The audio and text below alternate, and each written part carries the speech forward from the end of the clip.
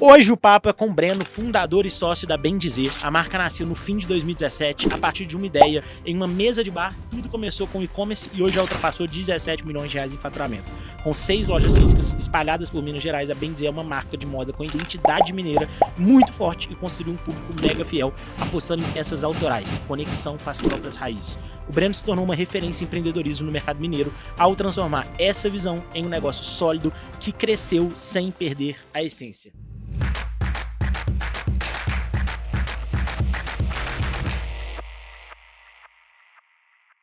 Para quem está nos escutando por aqui, sejam muito bem-vindos. Esse daqui é o Além da Marca Podcast, uma ideia que a gente nasceu aqui com empreendedores, por empreendedores, né, Brenão? Para quem não sabe, a Zop é uma plataforma de fidelização que atua com mais de 3 mil marcas hoje e a gente ajuda muita gente aí pelo Brasil a aumentar resultados. E a gente entendeu que, uma das formas da gente fazer isso era trazendo um pouco de bons cases, boas educações aqui para a gente poder se aprofundar e entender um pouco mais sobre.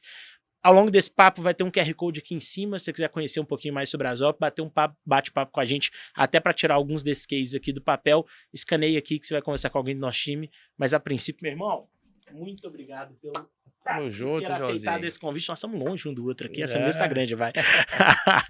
Mestre, já fiz uma apresentação aqui, todo mundo já tá sabendo, mas antes de mais nada, para quem não conhece, Brenão, Bem Dizer, conta um pouquinho da marca, minimamente, a gente tava batendo um papo, mas assim, me fala de onde que veio essa marca aqui tão bonita, inspirada por Minas Gerais. João, primeira pergunta aqui, tá liberado pra falar vambora, usar o sotaque mineiro, né? Faz parte, se eu não falasse sotaque mineiro, tava acabado esse podcast aqui, ué. Boa. Primeiro, parabéns pelo projeto, cara. Acho que já tivemos essa experiência na Bem Dizer. A gente sabe o quanto é legal, o quanto é... Eu brincava que era quase um MBA que a gente tinha a cada episódio, mas também sei das dificuldades, né? Então, acho que é um projetaço inclusive de experiência de produto, né? Você está com clientes, está com parceiros, está com pessoas que estão no corre também do empreendedorismo. Total. Que sem dúvida vão trazer insights aí para a Zop e para futuros negócios. E digo mais, tá, Breno? A gente estava batendo um papo que já veio uma ideia de produto, aliás. Para quem não sabe, tá, o Breno foi um cliente que entrou lá atrás, que a gente confia. Eu falei de 2017 aqui sobre a marca, mas o Breno tá com a gente desde 2022, se eu não me engano, ou que seja comecinho de 2023. Então, de fato, viu todas as construções ali da Zop e para mim, de fato, é um prazer. A gente em 2026 tá sentado nessa mesa, trocando uma ideia, discutindo sobre a criação da marca, que hoje eu sei que minimamente a gente faz um pouco parte da história. Ah, com toda certeza, cara. Eu e o João, a gente se lembra que a gente se conheceu num evento, né, de comunidade aqui em BH, e assim, é a parte positiva também de ser conversado, galera. Acho que a gente gosta pouco de falar, né? A gente vai ter que até segurar um pouquinho aqui hoje. Senão vai ficar longo o podcast. Mas sem dúvida isso cria conexões que assim, né? 3, 4 anos já que a gente tá com parceiro, não só fora, mas como empreendedor parceiro e jornada clientes também. É isso.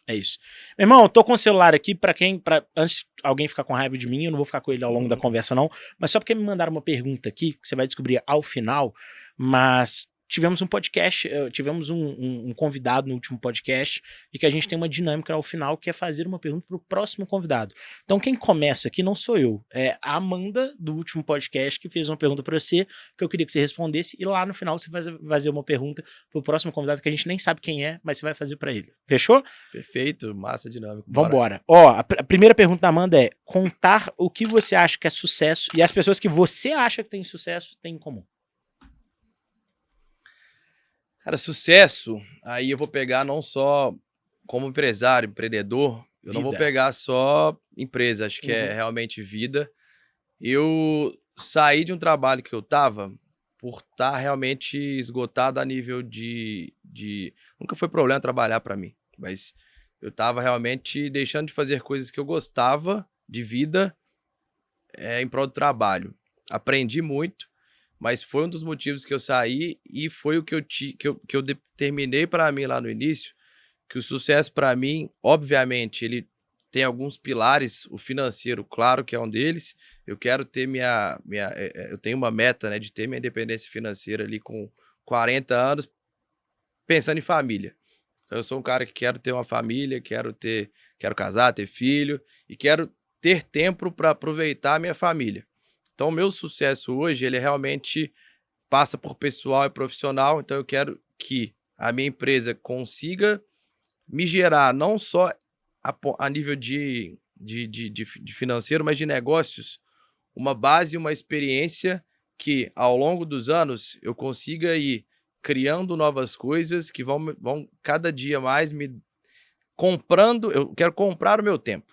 Legal. Então, basicamente, o meu sucesso é isso. Quando eu consigo comprar meu tempo com o trabalho e de maneira que a minha empresa consiga me sustentar e eu consiga ir contratando o time, crescendo, para daqui a pouco eu ser um conselho, um mentor da minha própria empresa e de outras empresas, por que não?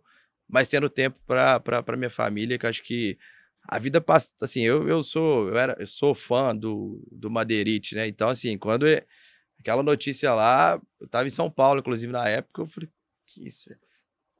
Bateu diferente. Muito rápido, bateu diferente.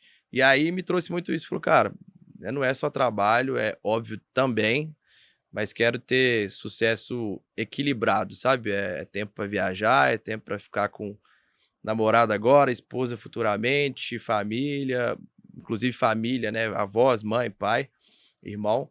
Acho que o sucesso é isso, ter esse equilíbrio. Talvez seja um pouco de clichê, mas a gente que tá no corre, eu sinto que a gente esquece, às vezes, disso. Concordo. Muito trabalho também, aquela história a gente não sabe o dia da manhã e tudo mais, é tão distante que nem para pensar, né? Exatamente. Então, acho que é realmente isso, quando você consegue seu trabalho, trabalhar por você e você ter mais tempo para outras coisas. Massa. Muito legal. Irmão, você vai até ver, e aí para quem tá nos acompanhando, vocês já sabem que esse podcast que eu gosto muito do lado pessoal, então eu quero entender um pouco mais dessa essência, Breno, que saiu ali de DHL, que quis começar o próprio negócio, como que tá olhando hoje, como tá olhando o futuro, mas antes eu queria rebobinar um pouquinho aqui para entender um pouco também de como é que foi esse início. Não é onde que eu quero estar preso, eu não quero falar sobre história de empreendedorismo aqui, você vai ver que a gente vai para um lado até mais técnico, conversar um pouco sobre cases de collabs interessantes em marketing e tudo mais, mas querendo ou não é interessante até para a galera se ambientar um pouco aqui. E eu acho que muitas das histórias que a gente vai conversar vai surgir também de algumas das perguntas. A primeira que eu queria te fazer é quando você olha lá para trás, assim, 2017, qual que era a sua maior ingenuidade comparada a hoje? O que você olha lá atrás e fala, puta, tadinho, não sabia de nada da vida ainda. Cara, eu achava que ter marca era só marketing. Eu achava que era fazer um marketing bem feito, uma comunicação legal, que a gente já estaria voando. E foi a nossa base no início, né? A Bem Dizer, ela veio de um conceito muito marca, prezando o tom de comunicação. A própria mineiridade, ela se vendia sozinho. E aí eu falei, vamos fazer um trabalho bem feito aqui, né? Na época o Léo ainda estava junto comigo na empresa.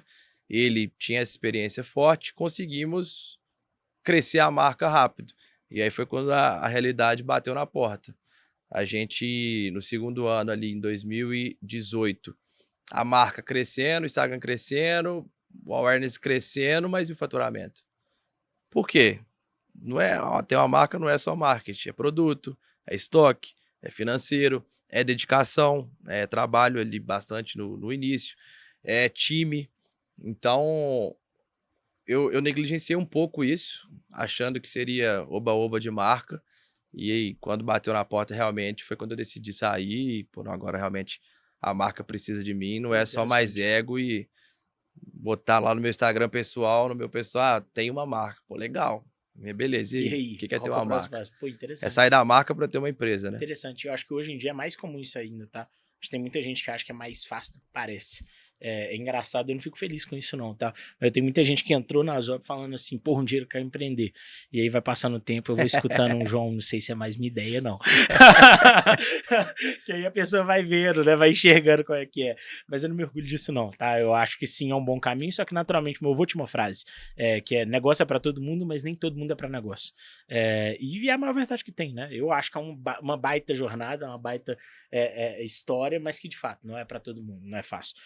E meu irmão, e até puxando um pouco dessa linha, você falou um pouco do seu sócio, você falou um pouco do caminho que você está olhando para o futuro, e eu sei que isso também mudou muita coisa a nível até das pessoas que estavam junto contigo. Sim. E aí eu falo equipe e falo também as próximas apostas que você está fazendo.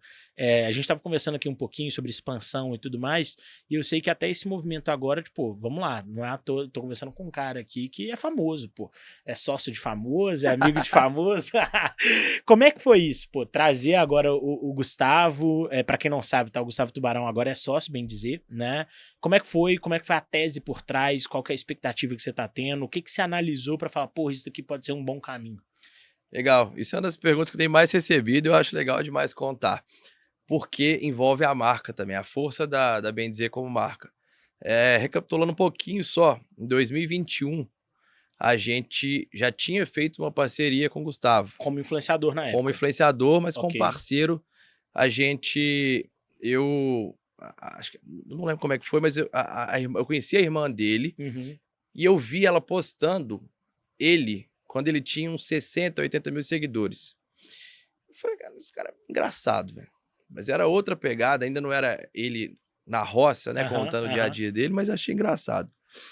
Aí mandei mensagem pra ela, Cacau, seu irmão, acho que tem fit com a Bem Dizer. A gente não tinha grana nenhuma para investir em influenciador. Aí beleza, passou o contato dele, chamei, ele falou, velho, não sei nem cobrar, vamos aqui na parceria e tal. Beleza, fechamos o contrato, R$1.000 por mês. Ele, 80 mil seguidores. Eu não lembro ao certo que mês que era. Em 3 meses de contrato, ele saiu de 80 mil para 1 milhão de seguidores. Que isso. Teve algum vídeo dele que viralizou, eu acho que foi ele o mineiro na praia, aí tinha uma galinha, tinha um pão de queijo, tinha um negócio muito engraçado. E veio a pandemia nesse meio tempo, foi 2020. Veio a pandemia nesse meio tempo.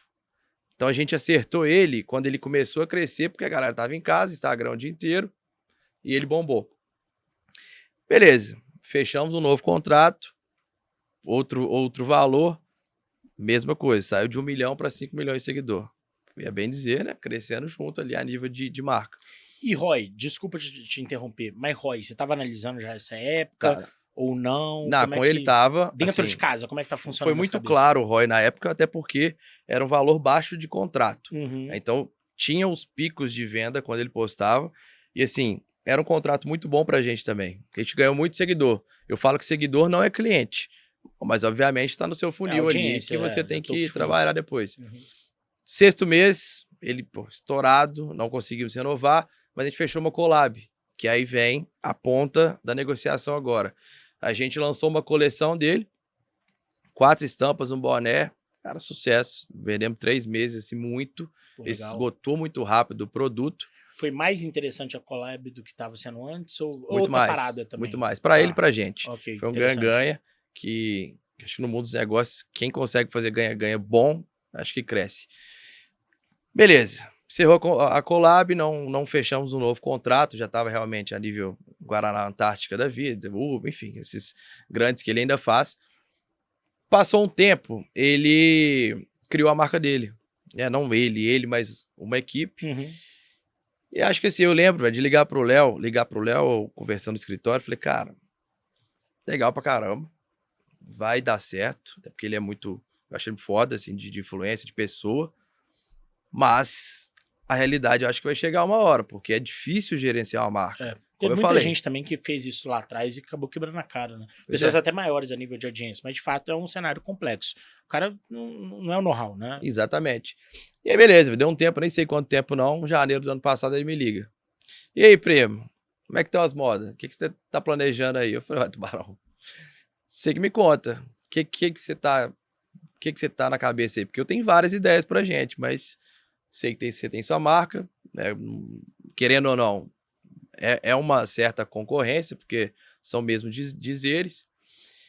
Desse janeiro até novembro, a gente negociou bastante, uma negociação muito tranquila, cara, porque nós dois queríamos, né? Então ele entra na marca para ser realmente essa cara da marca a nível, não cara da Bem Dizer, mas ele é o cara do nosso marketing, né? Ele é o nosso influencer e, obviamente, sócio. Então, são 3 meses aí de assinatura de contrato. Eu falo para todo mundo, estamos aprendendo ainda a trabalhar com a imagem do Gustavo. Como pessoa e como influencer, cara, ele é sensacional, assim. A gente fez o ensaio, ficou um dia inteiro junto ali. Ele é exatamente, para quem tem essa curiosidade, eu sei que muitos têm, ele é exatamente o que ele é no Instagram, ele é no dia a dia. É muito animado, muito gente boa, engraçado. Mas foi exatamente pensando nisso, João, a decisão, trazendo para a marca. A Bem Dizer, ela tem que crescer muito ainda, a nível Minas Gerais, a nível Brasil. Tem muito espaço, né? Muito espaço. A gente tá falando sobre expansão nacional, mas eu entendo que Minas ainda tem muito espaço. Às vezes eu converso com a galera que não conhece bem dizer, em BH, eu fico triste por um lado e feliz por outro. Porque eu sei que se eu atingir ela pode virar minha cliente. Então tem espaço muito grande ainda para criar. Então a primeira decisão tomada foi: tráfego tá ficando cada dia mais caro, tá sendo uma luta muito de atenção, e eu sei que eu, como marca, ainda não consigo ser tão atraente que nem o influencer, que é super engraçado e carismático. Então a parte de captação de leads e de awareness foi um dos pilares que a gente tomou de decisão de assinar com ele.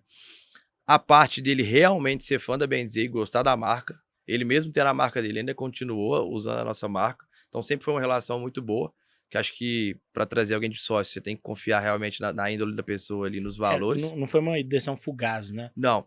A minha pergunta até ela se embasa um pouco nisso, quero continuar, tá? Desculpa te interromper. Mas porque eu acho que tem muita gente aqui, pô, que fica muito na dúvida e que ou vê um universo onde o influenciador, ele inicia já com a marca, não que ele inicia já com a marca, mas ele constrói a marca do zero, né? Você pega, por exemplo, a Manu City, ele Computei e tudo mais. Ou é um cenário muito de não, o influenciador vai para um lado de influencer mesmo. Até porque esse meio termo, quando a marca já é bem estabelecida, às vezes é até difícil a nível de negociação mesmo. Sim. Pô, quanto de equity que eu vou dar pro cara de uma forma que para ele é tesão, ainda é interessante, mas que para você a conta tem que fechar. Exatamente. Porque já é uma empresa que fatura 17 milhões, já é uma outra pegada. Então, de fato, não pode ser uma decisão fugaz. Por isso a minha pergunta, pô, quais foram as premissas que se analisou para falar, porra, beleza, essa é a decisão mesmo, isso faz sentido. Pô, foram essas duas e mais conta. Aí o meu lado de engenheiro pegou um pouquinho. Eu basicamente fiz conta, literalmente, de quanto que ele, o potencial de público dele abaixaria o meu ROAS. Interessante, legal. Abaixaria assim, né? Aumentaria o meu ROAS Legal. a nível de investimento. E aí quando eu fiz essa conta, eu falei, não, realmente podemos fechar tranquilo que o mínimo que ele entregar da base dele, a nível de números realmente. Conversão, de fato. Né? De conversão, já funciona. Óbvio que planilha aceita tudo, né? Esses 3 meses a gente tá trabalhando muita coisa ainda. Mas tá entregando os números? Tá no caminho. Aí tem o ramp-up, tá. e já era sabido. A gente tá aí com, na minha conta, 12 meses para chegar onde eu quero chegar com tem ele. um desafio também que não é como se fosse para a primeira vez. Ele já tinha uma marca, né? Exatamente. Então, de fato, o ramp-up ainda faz sentido ser mais uma migração mesmo. Exatamente. E aí é trabalhar até... Eu falo isso muito com ele, ele é sócio, cara, então ele tem que se sentir sócio, é um caminho realmente para ele sair da influência e realmente ser sócio, igual ele faz com outras marcas e empresas que ele tem, que funciona muito bem. Mas foram basicamente esses 3 pilares que, acredito eu, vamos colher muito fruto ainda. Pô, bem legal. Eu gosto muito da tese, tá, Breno? Assim, obviamente eu sei que não é uma decisão fácil, é engraçado, assim, eu já participei de algumas negociações dessa, ajudando, né, como mentor ali da marca que tá trazendo um influenciador. E sempre é bem complicado, são negociações difíceis, porque é isso. É um cara que tá jogando o ticket dele lá pra cima, e o outro cara que tá com o filho dele falando assim, não, mas Exatamente. como é que eu vou fazer isso daqui? E é interessante, é bom escutar isso de você, porque naturalmente eu acho que pra quem tá aí e que ainda não tem uma marca que tá rodando 100%, normalmente a negociação vem de, pô, vamos dividir aqui 50-50, vamos fazer... É uma coisa grotesca a nível... E não tô falando que é um mau negócio, mas tô falando que assusta. A primeiro momento é um soco na cara, né? E, pô, conversar com um cara que já tem 6 lojas físicas, que já tem o e-commerce rodando, faturando alto, que eu sei que a adesão pra você foi talvez 10 vezes mais difícil, né? Foi, e assim, acho que do lado do influencer, agora até tirando só Gustavo, mas quem tá ouvindo a gente pensa nessa ideia, tem que ter um pé no chão dos dois, né? A marca, querendo ou não, ela chegou onde chegou sem o Gustavo. E a gente tem um caminho de expansão. E ainda tá crescendo, sem né? Gustavo. E ele entendeu isso na hora de negociar. Ele falou, realmente, pô, Bem Dizer, eu sei disso. E a gente também sabe do potencial dele.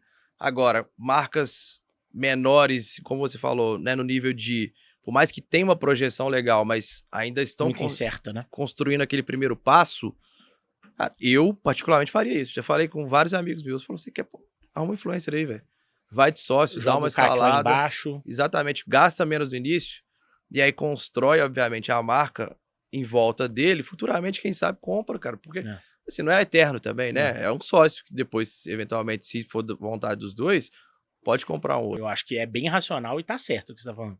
Mas eu acho que quando vai assimilar, o cara que é empresário, ele tá mais preso. Seja na operação, seja no não, sócio é casamento, e aí tem saída, não tem, sem né? dúvida. Por isso que eu acho que a conversa é importante. A gente falou do grupo de novo. Concordo. Quando surgiu a ideia, eu levei para todo mundo lá. Todo mundo deu um pitaco. Acho que a gente vai ouvindo opiniões diferentes e vai formular a nossa. Mas muito legal, muito legal. E aí, meu irmão, até te perguntando um pouco nisso, que eu acho que vai entrar um pouco na mesma linha ali do grupo, da comunidade, de trocas. A gente sabe que, pô, no mercado que a gente está hoje, existe muito preconceito de canais, preconceito de modelo de venda, um pouco de preconceito em relação a tudo e muitas certezas, né? Tem uma frase que eu gosto de dizer, aliás, que a certeza está mais perto da loucura do que a dúvida, né?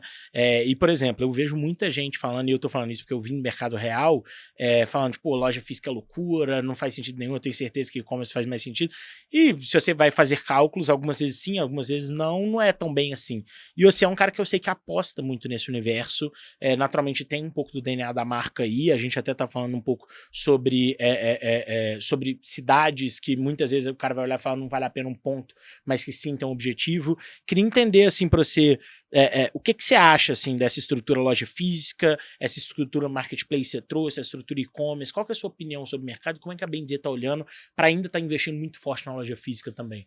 Legal. Ano passado, a minha estratégia era frear a loja física, tanto é que a gente não abriu nenhuma, e escalar e-commerce. E aí tomei um tapa na cara. Vi que não é colocar dinheiro e escalar e-commerce. Tem muita coisa além do que dinheiro e investimento em tráfego pago. Então, o que eu vejo da loja física, cara, é você investe, você provavelmente investe financeiramente sei lá, em ações, você investe mais coisas. Sim. Você não coloca seu dinheiro inteiro num lugar só.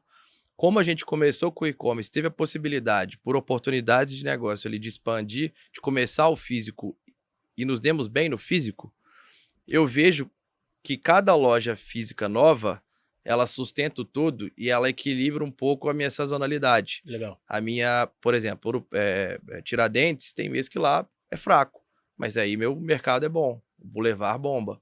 Tem meses que é o contrário, Savassi, Tapai, mas Tiradentes é um evento que o mês inteiro vai jogar a loja para o alto. Então eu tenho olhado a nível de estratégia de expansão esse equilíbrio. Mês passado eu tive uma reunião com o meu time de fechamento ontem. Eu falei, olha que legal, 5 canais bateram meta, 2 não. Mas a meta geral foi batida muito acima. Pô, que legal. Porque elas compensaram esses 2 aqui. Que legal. Então acho que você diminui um pouco não é que diminui o risco, mas você traz uma possibilidade melhor de resultado a nível de equilíbrio. Obviamente você traz um risco da não performance da loja, mas aí é uma coisa que sugiro também para quem tem mais de um canal. Olhem DRE, que é o demonstrativo financeiro, por canal. E eu tive uma surpresa muito positiva quando eu fui olhar isso por canal. Igual a gente conversou um pouco de Tiradentes. Cara, lá, pegando resultado, número, é uma loja boa. Ela, entre as minhas 6, ela deve estar ali em 4º, 5º. Ok. Ela bate a do mercado novo, por exemplo. Fecha a conta bonitinho. Fecha a conta, e é um ponto que a gente vai falar mais no podcast, mas que eu olho muito a margem que a loja me traz, a margem de contribuição que ela traz para eu pagar as contas da empresa como um todo. E ela gera um resultado bom. Lá é muito sazonal. Então a gente também tem que se preparar para períodos de baixa, e aí isso preparar estoque, preparar time. Então a gente tem que acompanhar a sazonalidade de Tiradentes, porque isso influencia muito. Mas no ano, ela é uma loja boa. Tá.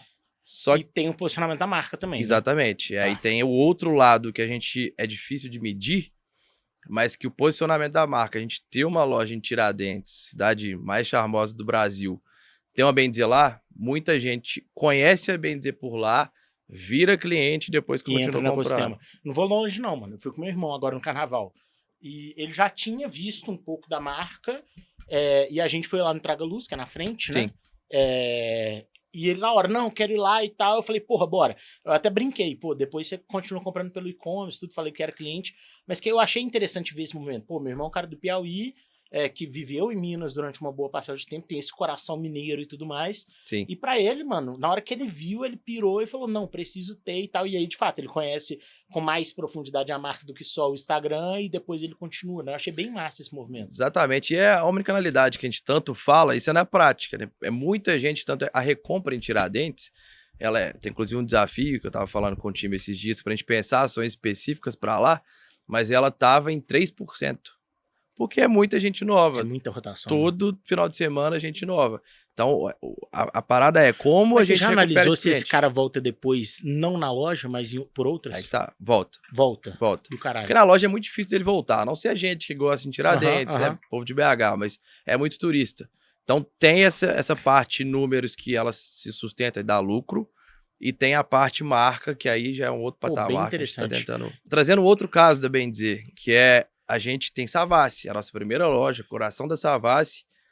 Quando a gente abriu o Boulevard, no Shopping Boulevard, querendo ou não, tem uma distância, mas o público é, de certa forma, semelhante. Semelhante, faz sentido. Mas eu não consegui, daria para pegar dado aqui, cruzar, mas eu não consegui identificar qual foi o impacto que uma loja no Boulevard trouxe para a loja da Savassi. Mas foi nítido que deu uma de 10% mais ou menos de variação para baixo da Savassi. E aí sua hipótese é que talvez o cara tenha parado de fato comprar aqui, mas ele continuou comprando, ele foi lá pro Exatamente. Interessante. E foi uma análise que eu fiz junto com o Arthur, tá também no nosso grupo da oficina. Uhum. Ele fez essa análise para a oficina reserva, né, de questão de shopping, e ele viu nitidamente, por A mais B, conta de dados de cliente. Que de fato rola essa transição. Exato. Pô, bem legal. Que a gente consegue fazer, mano, não é tão difícil não. Qualquer coisa a gente faz no dashboard personalizado, Sim, por enquanto, que é aquele metabase que vocês já até têm, e depois a gente qualquer coisa joga para dentro do produto. Isso é ótimo. Massa, inclusive gera até uma competição, não, mas um dado positivo para a loja, assim. Pô, se você não tratar seu cliente bem, ele vai para outra loja. E na tomada de decisão também de abrir um ponto, né? Demais, né? Que na hora também abrir e fechar, né? Porque aí você vai conseguir analisar também o quanto que isso pode estar reverberando em outros. Pô, bem legal. Não tinha pensado nisso, não. Mas aí eu até, enfim, vou tentar me ater também, porque eu sei que nós temos tempo. Mas é porque esse papo é interessante, falar, pô, a gente gosta de falar porra, pra quem tá nos escutando aí, eu não sei que horas isso aqui vai entrar no podcast, mas eu sempre fui muito interessado na Bem Dizer. Eu falo isso com o Breno desde que ele entrou e lá atrás, faz tempo. Sempre eu gostei muito da tese da marca, de como foi construída, o fato de vocês terem vindo do mercado de negócios, né? Você na DHL e na época seu sócio na Ambev, certo? Ele tava naquelas Big Four, esqueci qual que era. Numa das consultorias, verdade. E aí, pô, vocês olharam e viram oportunidade de mercado. Eu acho muito interessante esse tipo de empreendedor que pensa assim, não é um negócio que veio meio que, eu já tava no Brás e tava vendendo e era meu sonho e isso se tornou uma hora profissional. Vocês não. Vocês vieram com uma cabeça profissional desde o começo. E aí vem minha pergunta pra você. Pô, tem muita similaridade com o Oscar e eu sei no pessoal que vocês se inspiraram muito lá atrás. Qual que é a sua opinião pra Oscar ter vingado do jeito que vingou nacionalmente e ter feito essa visão de expansão mais massificada, a nível até mesmo franquias durante uma parte ali e tudo mais? A gente já viu outras marcas que tentaram esse modelo de franquias e acabou não dando certo. Sim. Exemplo, Boundless. Qual que é a cabeça de vocês em relação a isso? Porque, mano, eu acho a marca muito legal. Quando eu vejo pessoas que têm minimamente algum tipo de parentesco com Minas Gerais, seja porque já morou, seja familiar, os caras são apaixonados com a marca e é exatamente o público, né? O cara mineiro e esse cara que tem algum tipo de familiaridade.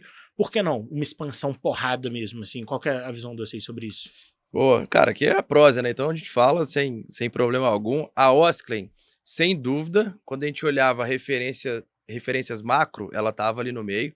A gente teve uma outra referência bem forte também do Nordeste, uma marca regional da Bahia, chama Soldila. Conheço a Soldila. Pô, muito forte, assim. Então, a nível de conceito foi Soldila, a nível de marca, o que representa a Osklen. O tecido, cara, assim, isso é legal, que eu me orgulho. Desde o dia, quando a gente teve a primeira loja, o primeiro showroom, a galera que ia visitar a gente, tomar um café, ela falou, a Osklen mineira. Cara, isso eu acho sensacional, porque a Osklen tá no patamar que a gente mira chegar. E querendo ou não, se aproveita o branding dela, mesmo que sem aproveitar, né? Demais. Que é isso, você consegue pegar um pouco da autoridade que a marca tem, só que ainda de produto, né? De estilo, de estética. Uhum. E a Osklen, pra mim, ela fincou a bandeira no Rio. Querendo ou não, é paixão nacional. Sou apaixonado por Minas Gerais, mas também gosto muito do Rio. Então, acho que essa mesmo que vibe seja Rio carioca, de Janeiro, né? o Brasil compra. Ela tipo viu Farm isso. Também, a Farm tem um pouco de... Faz sentido. Total. Faz sentido. Ela viu isso e falou, beleza, se Osklen é Rio e Rio é Brasil, por que não ser Brasil?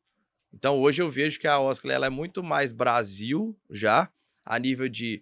O Rio de Janeiro representa tanto o Brasil para fora, a nível turístico, a nível que ela consegue esteticamente traduzir isso e ser uma marca nacional e não mais regional. Interessante. E trazendo para o nosso caso, sem dúvida alguma, tá no nosso pipeline ali de expansão.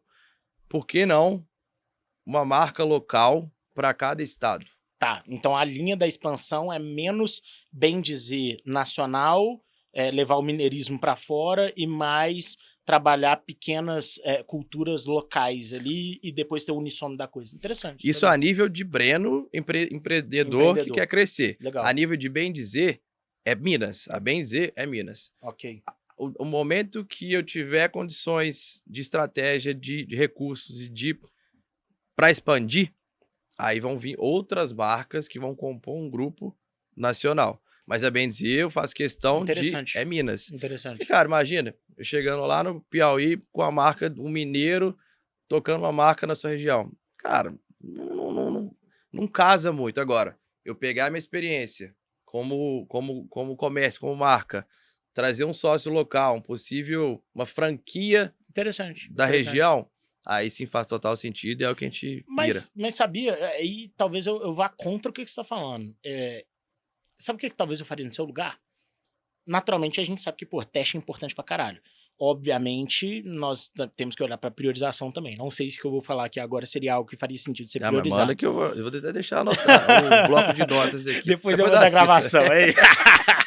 Mas sabe o que eu vou falar, pô? Eu acho que existe um mundo onde você consegue fazer um teste com a estrutura que você tem em bem dizer hoje para validar essa ideia Breno empresário, só que até testando para ver se bem dizer não teria entrada. Vou te dar um exemplo. Por que não? E aí vamos falar um pouco de collabs daqui a pouco, mas por que não um mineiro fazendo uma collab com um piauiense, e você tá falando com um cara que é a essência disso, ir lá e fazer, obviamente, não vamos montar uma estrutura, mas vamos pegar uma pop-up, vamos fazer, igual você falou, de Ouro Preto, utilizar de algum tipo de ponto interessante lá que você consiga trazer um pouco do peso da marca e ver como é que é a venda, ver como é que é um pequeno evento e tudo mais. Imagino que você conseguiria fazer isso com um custo baixo. Com certeza. Mirando, mesmo que seja um ROI 1 ali só para fechar a conta. E que eu acho que você consegue fazer os dois testes. Ver como é que é a aceitação. Não, realmente, como bem dizer, não tem aceitação, mas, porra, tem público pra gente fazer algum tipo de branding nesse sentido. Beleza, você matou 2 coelhos com uma cajadada. Porque eu penso um pouquinho diferente de você, pô. Eu ainda acho que vende, tá? Eu acho que o mineiro também é Brasil. Pois é, eu também acho, mas o meu receio, pensando nisso aí, primeiro, a collab com certeza, inclusive seria um MVP, já tem até o estado escolhido. Legal. Posso falar aqui para não rolar ciúmes.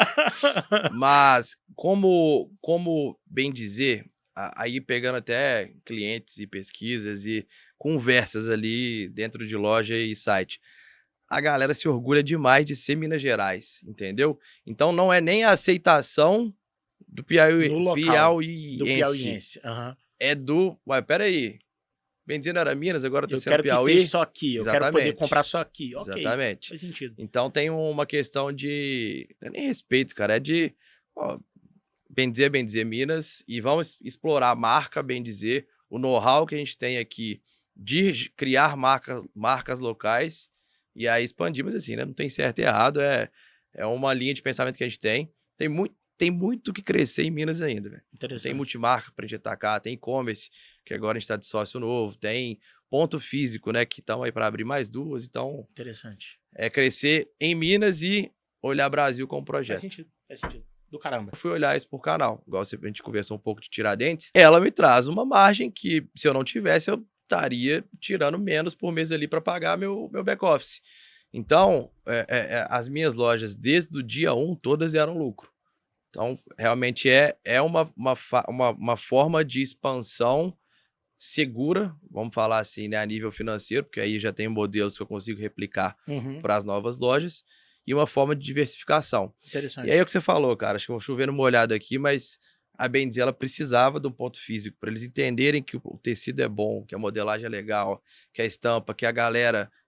o time tem um tom de comunicação, tem aquela coisa mineira. Você conseguiu imprimir muito DNA, né, Breno? Assim, eu entendo o que você fala, até porque quando você olha a blusa, assim, eu vou falar um negócio que pode parecer um absurdo, você pode querer voar em cima de mim, não tem problema não. Você me dá um suco depois. Mas existe no boom do e-commerce ali, né, lá atrás, quando começou essas primeiras marcas, esse print on demand e tudo mais, onde era de muito má qualidade, né? Essas camisas com as escritas. Sim. E de fato, na hora que você pega a camisa, você vê que é totalmente diferente. Você fala, pô, isso aqui é uma camisa de altíssima qualidade, top. Exatamente. É totalmente diferente do que aqueles outros. E de fato, se você não sente, você fica um pouco no preconceito, talvez. E esse é o último ponto, que é a diferenciação, cara. Quando você tá em loja física, você consegue trabalhar melhor o cliente, você consegue mostrar melhor seu produto, aumentar o ticket médio. Tem marcas parceiras que o ticket médio dele em loja é o dobro do que é no e-commerce. O meu ainda não chegou nisso, não, vai chegar, estamos treinando para isso. Mas você tem muito mais domínio, sabe? Do seu cliente, da sua cadeia ali. O desafio passa a ser colocar o cara para dentro, né? Exatamente. Também não dá para depender só de fluxo de ponto. Mas eu concordo, a partir do momento que o cara entrou, é diferente. O e-commerce você não tem o contato humano, né? Eu até brinco, o e-commerce ainda é um perigo porque tem muita gente que quer fugir do contato humano. Vou te dar um exemplo, tem muito cara que troca, quer sistematizar tudo. Eu entendo, pô, quem tem volume grande de troca, eu entendo sistematizar e tudo mais. Mas já parou pra pensar que o único momento que você tem pra conversar com o cara é o momento de troca, por exemplo? Na hora que ele se pedir pra ele ligar e na hora que você ligar pro cara, você às vezes tentar fazer uma nova venda pra ele e tudo mais. E eu acho que a galera perde um pouco essa noção, quer automatizar tudo até demais e perde um pouco dessa visão de que um vendedor faz diferença, né? Você só compra um carro top porque tem um vendedor te vendendo ele, né? Com certeza. E o físico, cara, pra completar, ele sustenta seu e-commerce. Quanto mais lojas eu cresço, mais meu e-commerce vende. Você notou isso no orgânico? Você consegue... Consigo. Quando você abre uma loja, você consegue ver no orgânico que de fato faz diferença. Hoje o meu site, ele é o nosso principal canal individualmente. E é nítido, quanto mais a gente estava até brincando, falando um pouco daquela distribuição de clientes, né? Não tem esse dado de ele compra a primeira vez na Savassi e depois vai para o site, ou ao contrário. Daqui a pouquinho. Amém. Promete um beijo na testa, hein? Mas isso, sem dúvida, aumenta, velho. Igual Tiradentes, aeroporto. Quanta gente conhece a BNZ no aeroporto, cara? Passa lá, vê, já vi essa marca, depois vem cá, vou na Savassi comprar. Vou no site comprar. Massa. Então, realmente Massa. E isso é uma dor. Eu tava em Brasília esses dias, Breno, numa convenção de uma franqueadora. E a gente batendo muito nessa tecla, né? A franqueadora tinha aberto em 2025 o e-commerce deles e o franqueado sentindo essa dor de nós, e-commerce. Mas quando você analisa os números, a vinda do e-commerce fez com que o franqueado faturasse mais.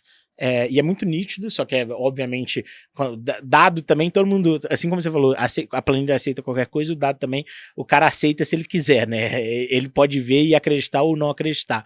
Mas que também o contrário é verdadeiro. Quando abre uma nova franquia, o e-commerce também cresce. E isso é normal, eu acho que aí é o quesito marca que ninguém consegue valorizar no final do dia, né? Dar valor pra ele. Sem dúvida, cara. E, de novo, voltando aos números, eu fiz uma análise uma vez que é o contrário, é isso que você está falando. O e-commerce também sustenta as lojas. Por qual motivo eu invisto em tráfego pago? O grande volume do meu orçamento de tráfego pago é para levar para o site. Mas eu fiz uma análise que quanto mais eu investia em tráfego pago em Belo Horizonte, em campanhas de conversão para o site, mais eu vendi em loja. Cara, a linha é assim, sensacional. Pô, sensacional. É exatamente igual. Então, é um desafio que eu estou internamente agora, que é, vamos medir o quanto meu tráfego pago que eu invisto para o site influencia em loja. Então, eu fiz um cupom agora, espero que apareça para vocês. Se aparecer, tira print e me manda. Que é um cupom digital para a pessoa tirar um print que só vale em loja. Ele vai na loja. Ele vai na loja. Que legal, que legal. Então eu vou começar a entender o quanto o impacto do digital, porque é muito maior que isso.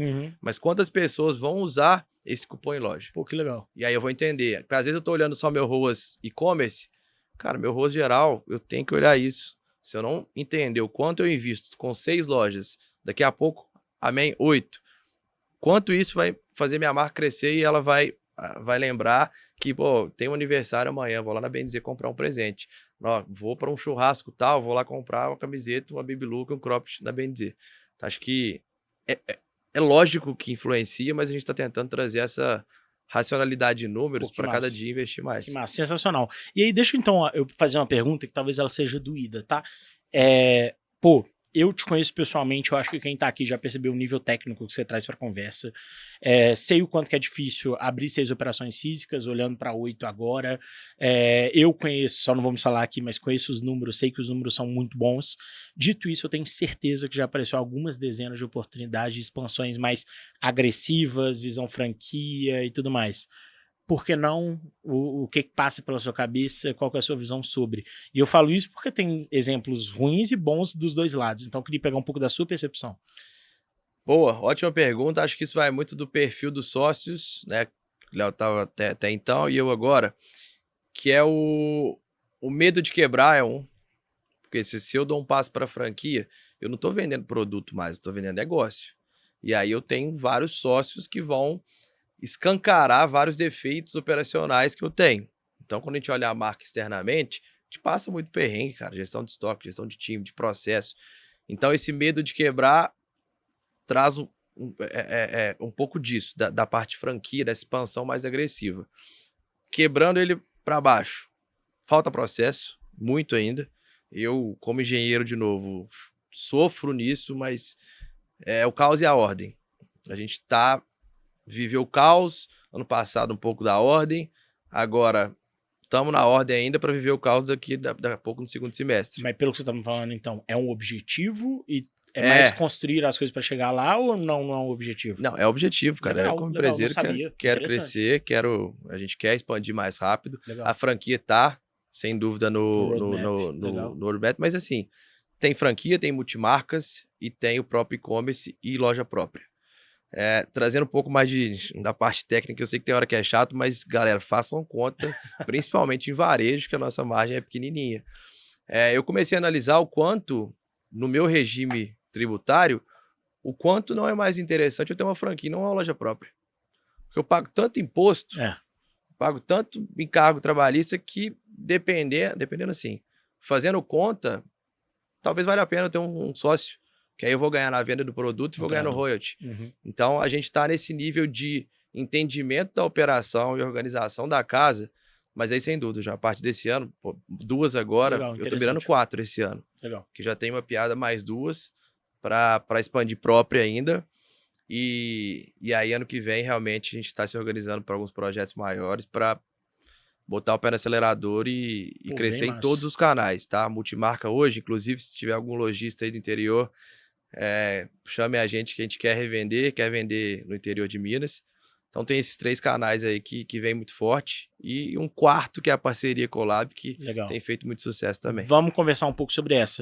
Mas massa, vamos seguir também, mas eu até te falando, tá, Breno? Eu gosto muito e te perguntei isso, porque eu já sei também que você já testou vários modelos, tanto lojas maiores, de maior metragem, quanto lojas de quiosque também, por exemplo, no aeroporto. E querendo ou não, isso para franquia é interessante, tem algumas opções, sei dos números, são números interessantes como companhia, então acho que de fato é um bom futuro, tá? Eu acho que eu entendo os pontos que você trouxe, mas eu acho uma ótima ideia. Deixa eu te dar um exemplo, por exemplo. Uma marca, aí não pensando em franquia, mas que está fazendo um trabalho bem legal, que às vezes é uma coisa interessante, é a própria TXC, com os caminhões, né? Os caminhões de venda. Pô, isso é genial. Você está falando sobre o interior de Minas, não faz sentido se abrir ponto em alguns locais, mas, pô, por que não fazer sazonalidade de caminhão naquele local ali? Com o Gustavo Tubarão, às vezes pode até funcionar mais, se eu utilizar a imagem dele. Não sei se eu tô dando ideia. Cara, pela cara dele, eu tô achando que essa aí já vai sair. A gente, não só essa bem dizer por aí, eu tenho até nome. Massa. Mas a gente gravou, tá na mão do Gustavo agora para ele gravar um pra gente, um criativo, que é para falar com lojistas. Legal. Então ele vai estar aqui com a plaquinha, procura esses lojistas, só escrito, a imagem dele ali, porque ele conversa com essa galera. Né? E aí, voltando no ponto de loja, foi, de certa forma, pensado. Eu tenho loja de rua, eu tenho loja de shopping, eu tenho quiosque, que são os 3 modelos possíveis para expansão de franquia. Então, no momento, a gente está realmente organizando a casa e... Massa. Acelerar. Legal. Então é isso. Esse podcast aqui tá até dando spoilers, interessante, que nem o host sabia. Mas assim que é bom. Meu irmão, vamos lá. Pô, você já trouxe aqui a outra pergunta, tá? Nessa parte de expansão em ponto físico, era justamente o que precisa estar validado, o negócio antes de abrir um ponto físico. Acho que você trouxe essa visão muito de ponto, de público, de conseguir entender que os canais estão misturados. Talvez um dos pontos interessantes aqui de aprofundar ainda é sobre localização, assim. Acho que eu gostaria de entender, principalmente você, porque a gente tá falando de um negócio tão nichado, como é escolher localização para vocês, assim, eu consigo imaginar que é uma dificuldade um pouco a mais. Você não pode estar preso no padrão do mercado que abrir, vou abrir Multiplan, eu vou abrir os 3 pontos aqui, 4 pontos só em Multiplan e tudo mais, porque eu sei que isso para você, pelo menos, não deve tender a funcionar tão bem. Como é que é esse trabalho para você hoje? Acho que a gente vai evoluir nisso aí, né, João? Lá atrás, oportunidade, vambora, acredita, assume o risco e vou.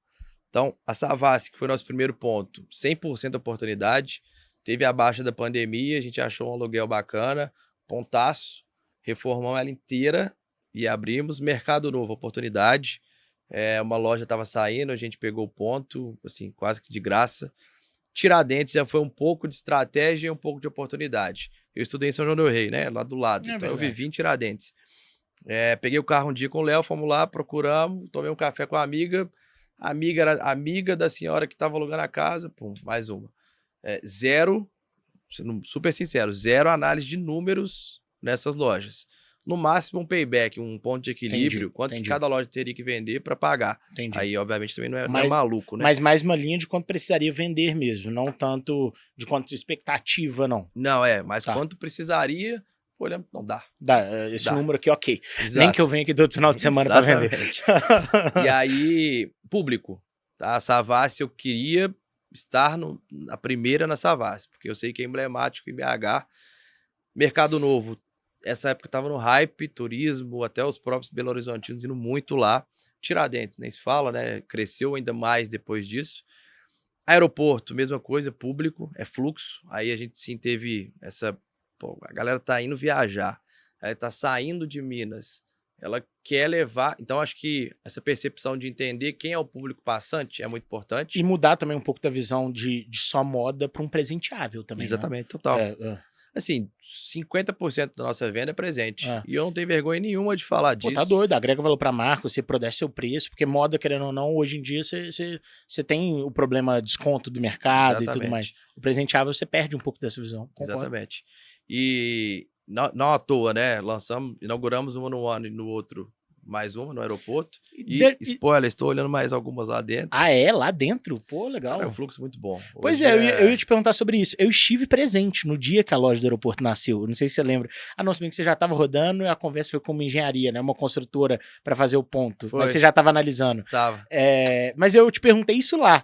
Pô, vale a pena, assim? Como é que é? Porque na minha percepção, por exemplo, era quase que custo-metragem de shopping e tudo mais. Como é que é o aeroporto? Até porque depois eu vi muitas outras marcas abrindo aeroporto e trazendo feedback positivo. Tipo, não, a metragem é mais interessante, o custo de ocupação é melhor e tudo mais. Mas queria te escutar, já que você tá tão ávido assim nisso. Eu não falo que é barato, porque é pequeno. Então, o custo de metragem, eu confesso que, pelo menos o meu, tá bem próximo do que a gente tem nas nossas lojas de shopping também, que são contratos bons, tá? Eu sei que contratos padrões de shopping, o aeroporto é melhor.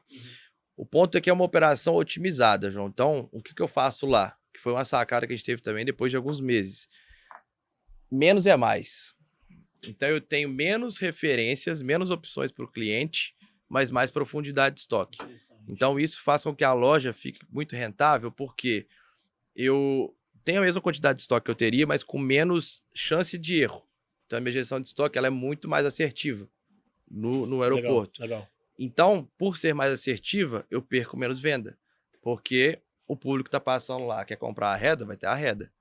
Quer comprar a Cefit Quem, quer comprar o Alma Mineira, vai ter o Alma Mineira. Então, isso ajuda muito no resultado de lá. Legal. Além disso, é um time também mais enxuto, né?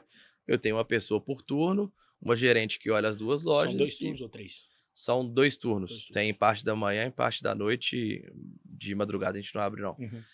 Mas então é uma operação enxuta que, no final, quando eu somo as duas, que eu olho para lá só como uma operação só, um estoque só, um financeiro só, ela é a minha melhor operação hoje de loja. Que interessante. Então, a nível margem final. Ou até mesmo revenue. Na receita. Porra, que do caralho. E margem. A Savassi ainda é melhor, porque o custo da Savassi realmente é bem baixo. Entendi. Comparado ao que ela entrega, obviamente. Interessante. Então, não chutaria, não arriscaria falar isso, não. Pois é, foi uma surpresa positiva lá e um ponto importantíssimo, se você perguntou de loja, né? Trazendo lá. Tem os 3 P's do varejo físico que são importantes. Ponto, ponto, ponto. Se você escolhe um ponto ruim, você pode estar achando que sua marca ou sua loja deu errado, mas às vezes você chegar 10 metros para o lado, 10 metros para o lado, ela vai começar a performar 30%, 40% a mais. Que foi o que aconteceu com o quiosque da área externa do aeroporto. O que fica lá embaixo. Fica lá embaixo. A gente ia bem, mas não lembro qual operação, acho que era Boticário. Saiu, eu arredei, cara, 10 metros, não foi nem 10, 7 metros pro lado. Não, você tá brincando. Eu saí de uma... Ficava do lado da escada rolante que sobe Eu lembro onde que é, aham. E hoje a gente tá na cara do gol. Todo mundo que passa pra subir, via bem dizer, para. Estava zero. Impactou, empatou. Dentro sempre foi melhor, pelo fluxo, que é muito... o ponto é muito bom do de dentro, né? Porque muito ele bom. Divide os 2 terminais, né? Muito bom. Uhum. Só que aí tinha mais ou menos 30% a mais dentro. Empatou, cara. E tem meses que é Que melhor loucura, de fora velho. do que de dentro. Que loucura. Essa eu não imaginava, não. Então o ponto é realmente muito importante. Impressionante. E aí, até nessa linha, obviamente, você já tá talvez dando a resposta, mas qual foi o maior erro, assim? Pensando em todas essas expansões e tudo mais, qual foi o maior erro que você acha que vocês tiveram? Talvez você voltaria atrás. Cara, não é nem que voltaria atrás, mas eu olharia para isso mais cedo, que é mix de produto. Da mesma forma que eu falei que no aeroporto eu posso ter menos produtos, menos referências, menos categorias, que é o camiseta, boné. Para eu crescer ticket médio e crescer em shopping, eu preciso de mais mix de produto. Então a pessoa que entra hoje no shopping é um ticket médio parecido com o de Tiradentes, Tiradentes é maior, com o da Savassi. E não pode ser, cara. O custo da loja de shopping é muito maior. Então, meu ticket médio ele tem que ser maior lá. E aí é onde eu comecei a travar mix de produto. Porque o nosso forte sempre foi a camiseta. Né? Hoje tem algumas surpresas boas, bolsa, boné, o cropped e a baby look feminina vendem bem também, mas ainda é a camiseta. E querendo ou não, a pessoa ela vai comprar a camiseta de Minas Gerais, né?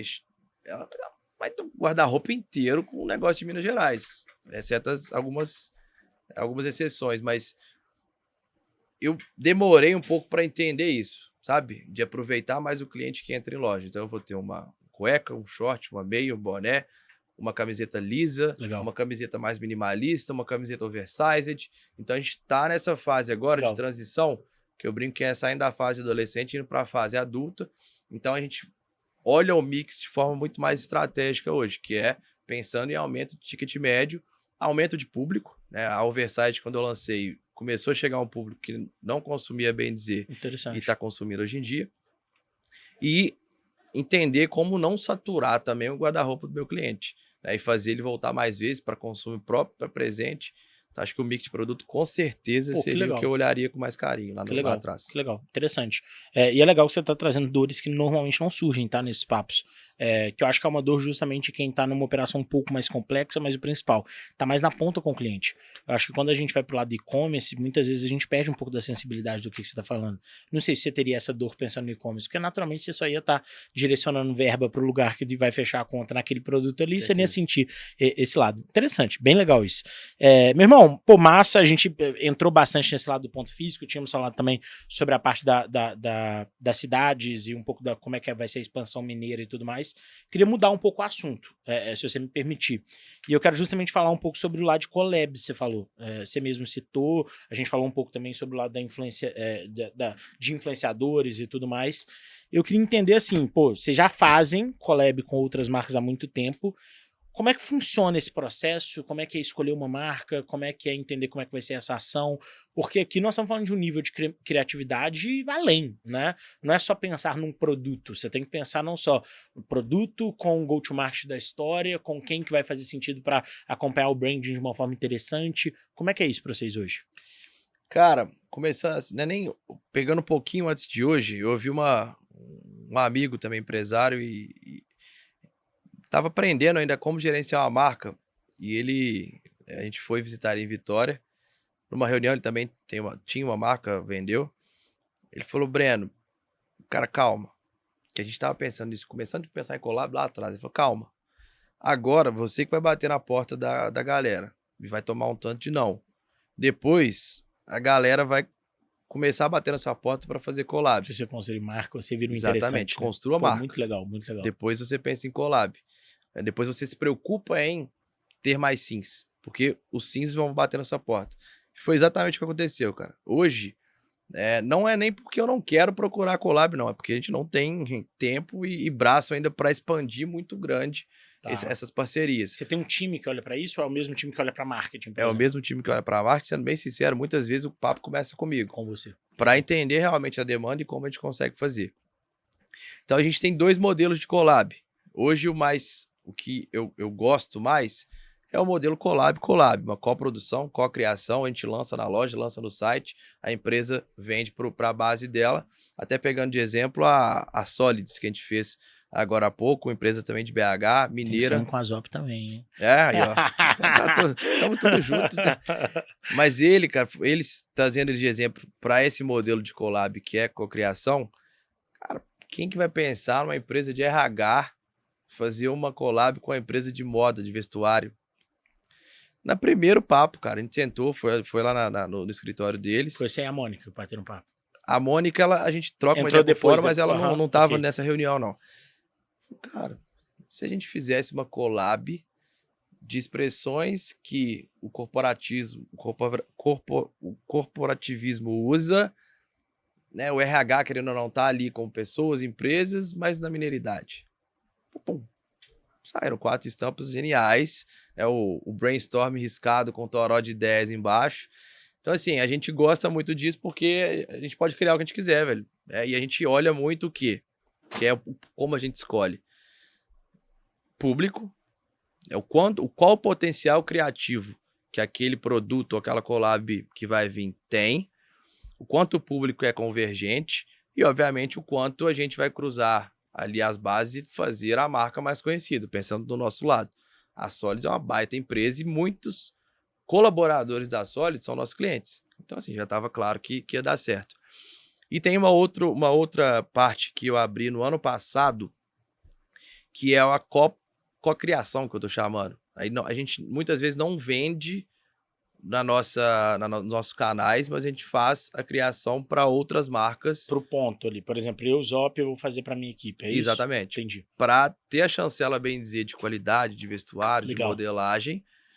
E a gente faz quase que uma revenda, né, para o parceiro, num preço muito atrativo.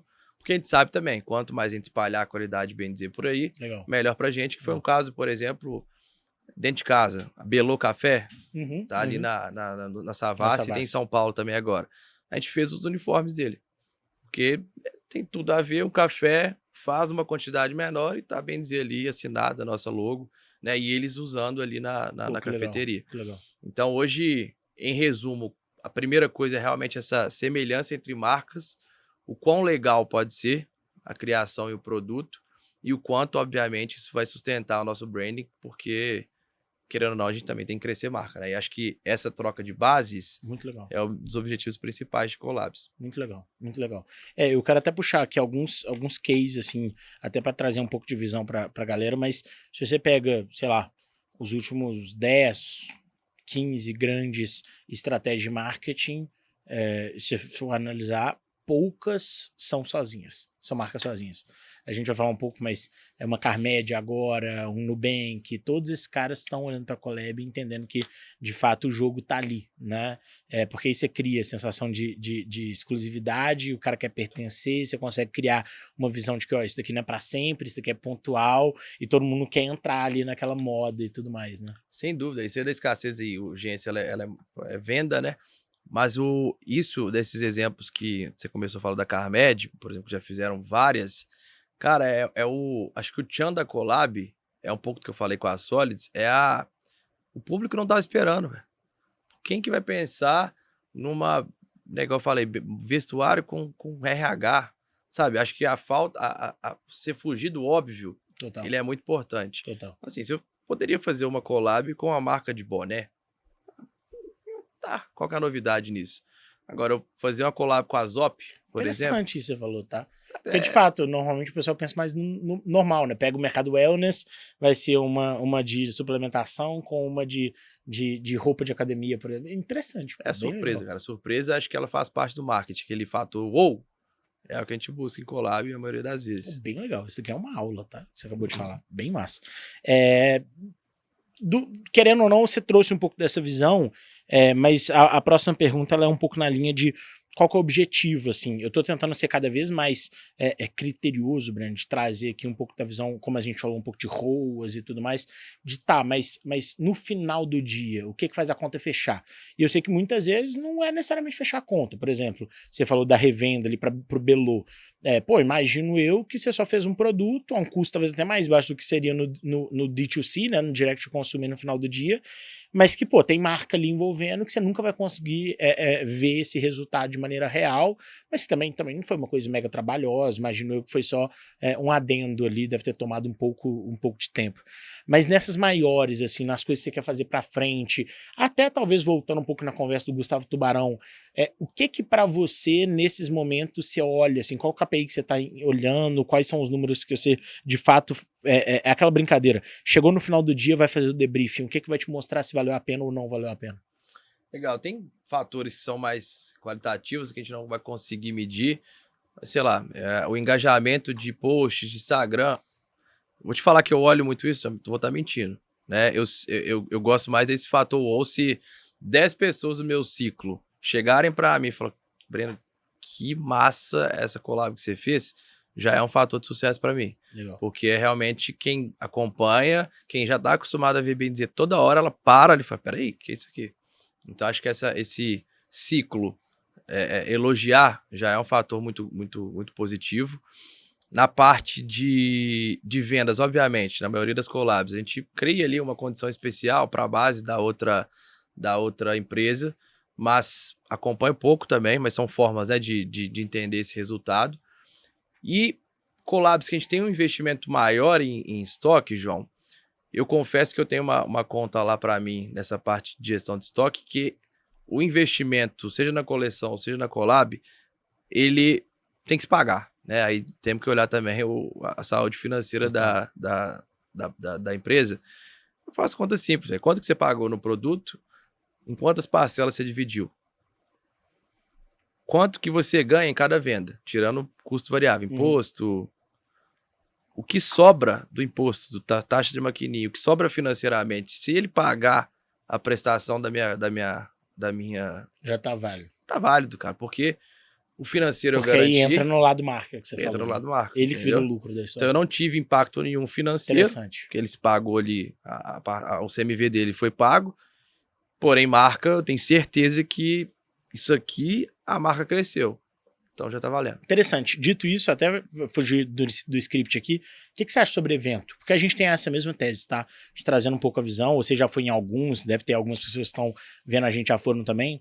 Quando a gente faz um almoço, um jantar, um evento daqueles que a gente produz, a nossa cabeça é exatamente essa. Qual que é o custo que eu tenho aqui? X. Vamos supor, 60 mil reais. Beleza, se eu tenho 60 mil reais aqui de custo, o que eu preciso vender para bater esse número aqui? Então, a gente fala muito de ROI 1 dentro da companhia. Naturalmente, eu sei que no LTV eu ganho também. Ok, eu tenho outro jogo aqui que eu jogo.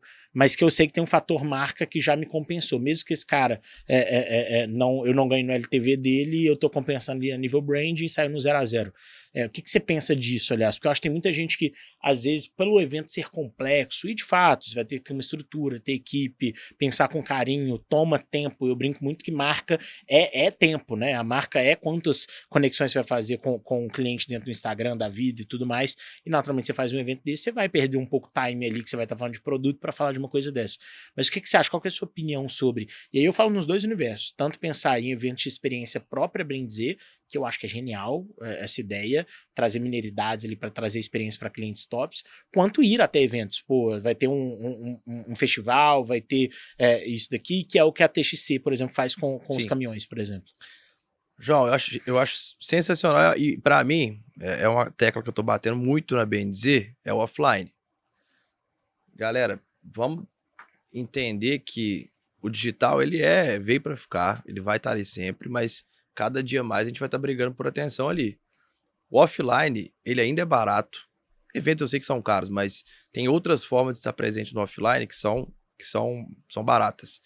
Trazendo para o evento, é offline. Então, quem vai, ele já está indo porque ele realmente reconhece e gosta da marca e óbvio, tem alguns benefícios ali de estar no evento. Mas, se eu pudesse, João, eu faria diversos. Inclusive, essa ideia que eu falei agora do Bem Dizer Por Aí, eu troquei uma ideia com... Eu gravo alguns episódios para a Rede Minas. Legal. Né, de prosa de moda que chama. E a gente tá doido para fazer alguma coisa assim, que extrapola um pouco o evento, mas é eu estar viajando por Minas, levando Bem Dizer e conversando com a galera do interior. Porque isso é o que você falou, é branding. Trazendo o evento de exemplo agora pro universo da moda. Você falou da Boundless. Uhum. Quando você falou Boundless, me veio na cabeça diversos eventos que eu fui que tava lá. Eu esqueci, eu lembro até mais ou menos. Parecia com o da Austin, aliás. Exatamente. Então acho que teve até uma estratégia disso visual ali. Mas eu olhava e falei, cara, eu comecei a comprar a Boundless porque eu via porque a galera você via do evento em todo lugar. usando. Eu sou um caso desse também, tá? Serafine, não sei se você conhece, é uma marca do interior de Minas. Uhum. Cara, eu lembro de eu ir no funeral da Porca, que é lá em Itaúna. Cara, tava grandão lá, ó, Serafine, a peninha deles lá. Então, assim, na minha visão de empresário e gestor financeiro também, que eu cuido da área.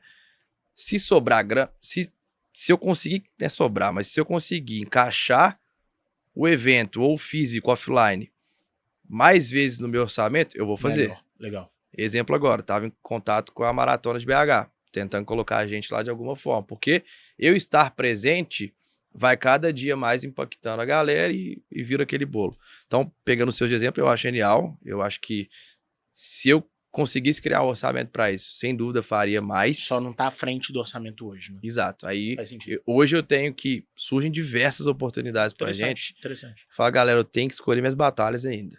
Né? Queria que tivesse mais... Sobrando um pouco mais o espaço do orçamento de marketing.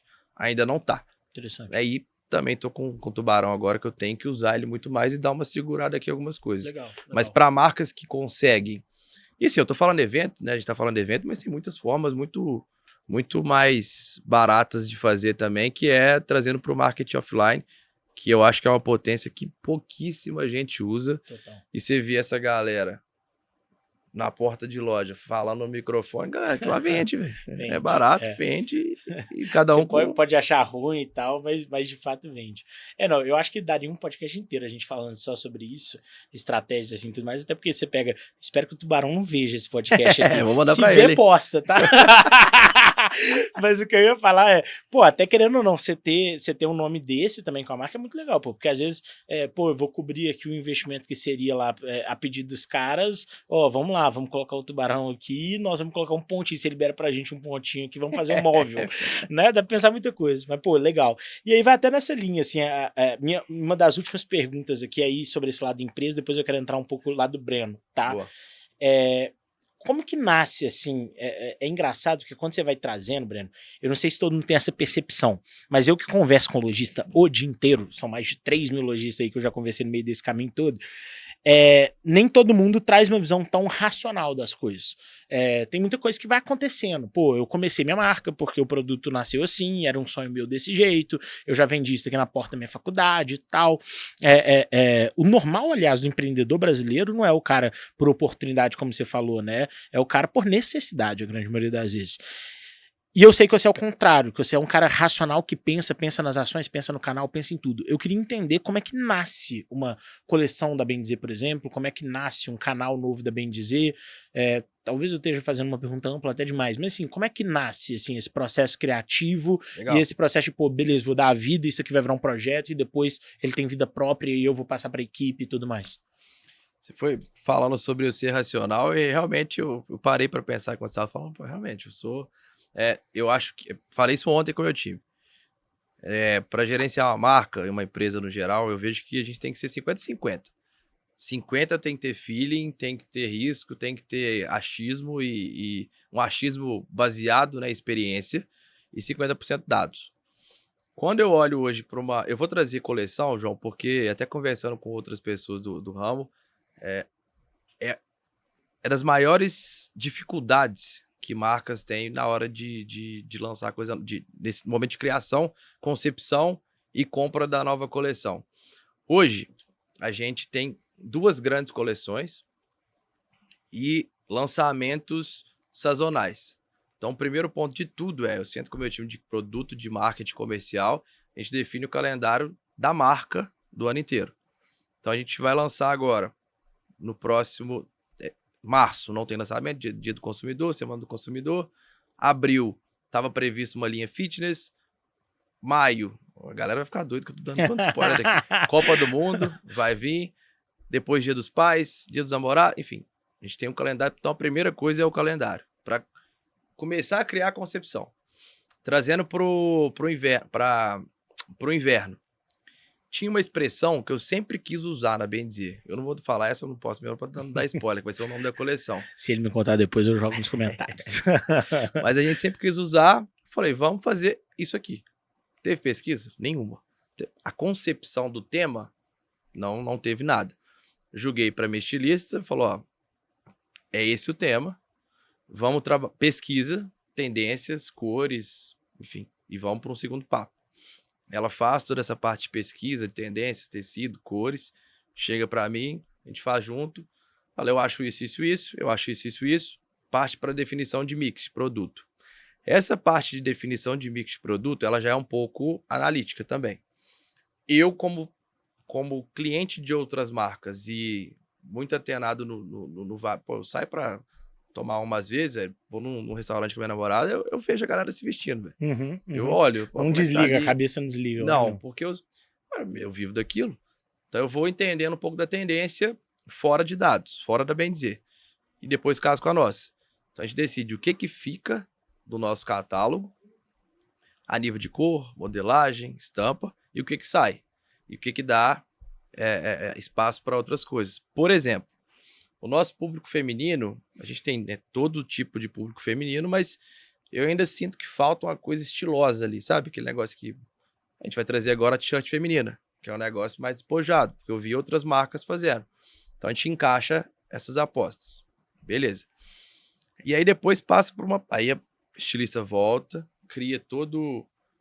Já vai para um lado mais de estampa, toda ali o que a gente quer criar.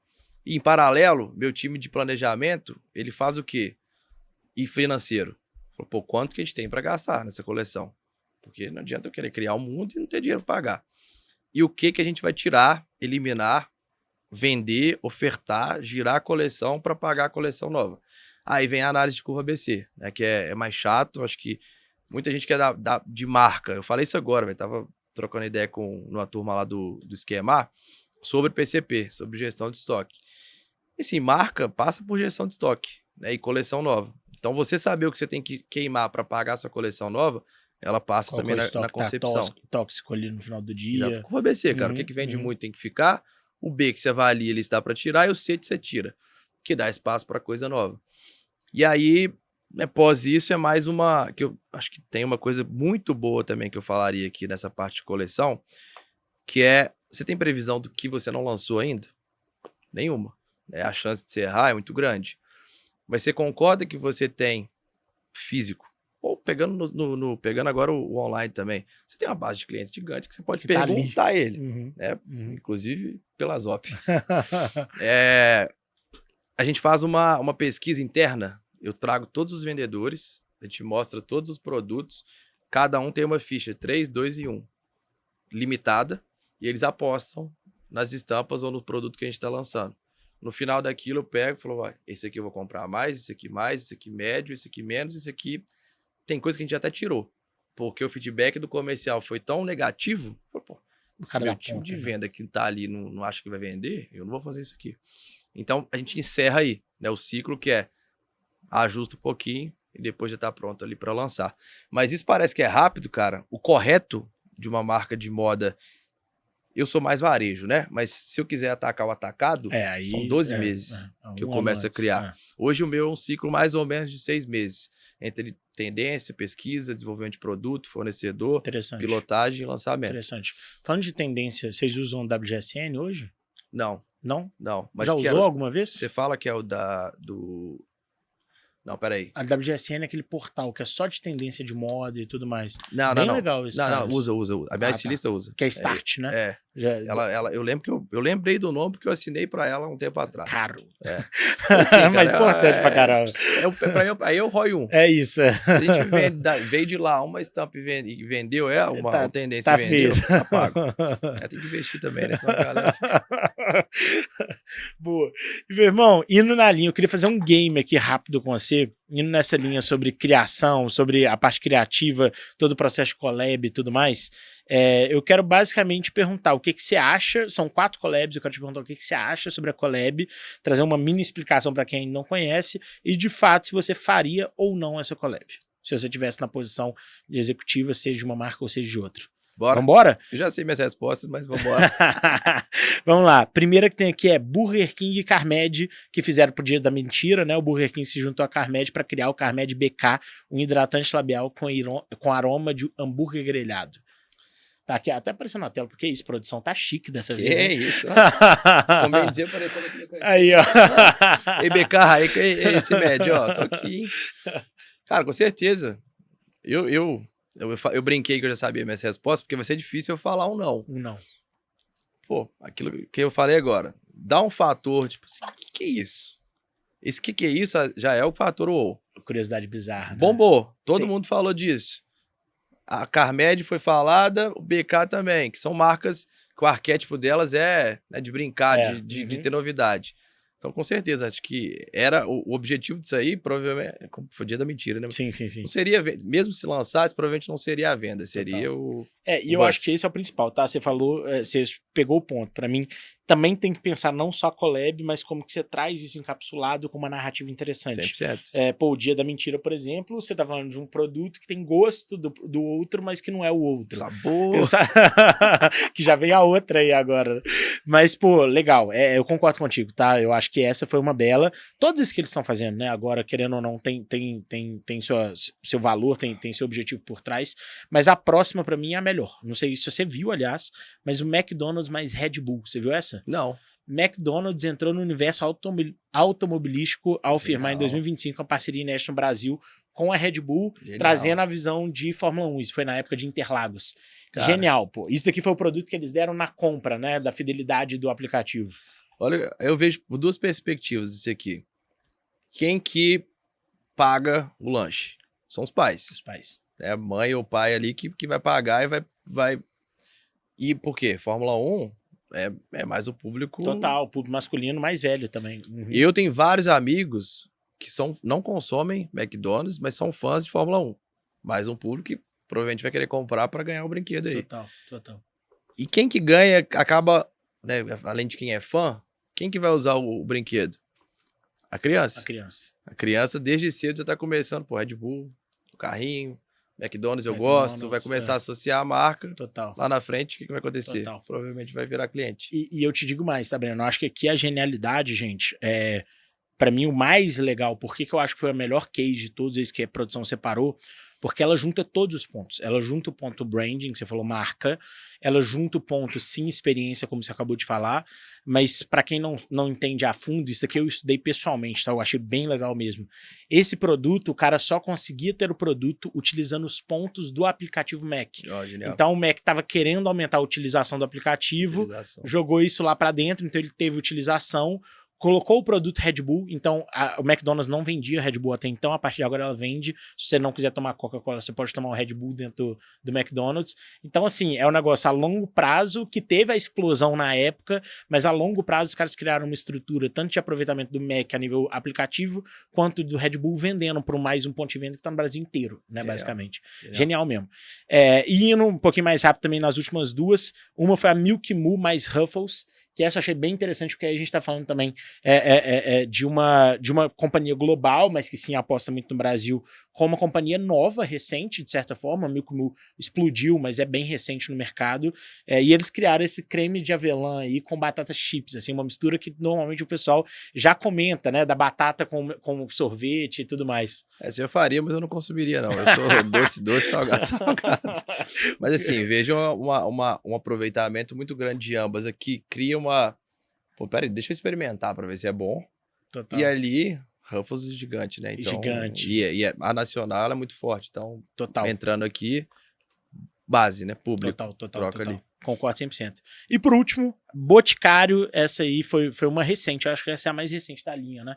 Boticário com Babalu. O Boticário se uniu a Babalu e criou esses 7 produtos diferentes. E eu já sei, pessoalmente, por informações internas, que hoje é um dos produtos mais vendidos nas lojas Boticário, pra você ter noção. Porque os outros não tinham tanto esse foco de venda, né? Tirando o McDonald's, talvez. Mas eu imagino que tanto a Carmed Burger King quanto o Ruffles e Milk Moo, eles não imaginavam que iam ser os produtos mais vendidos. E aqui não, aqui virou um dos produtos de fato mais vendidos.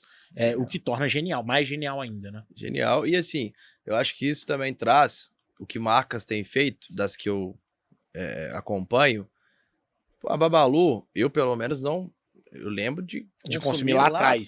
Até uma memória afetiva, de certa forma. Exatamente. Né? Uhum. Que acho que é o que o Boticário aproveitou.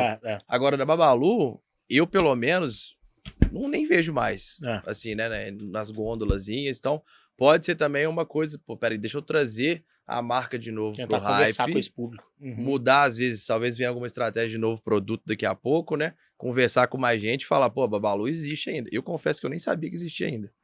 Aí também posso estar falando besteira que mas eu concordo com você. Acho que não tá como era antes, não. Tem uma estratégia diferente de cada lado, né? Que pode existir, concordo. Né? São marcas, são estratégias e objetivos diferentes na collab. Concordo total.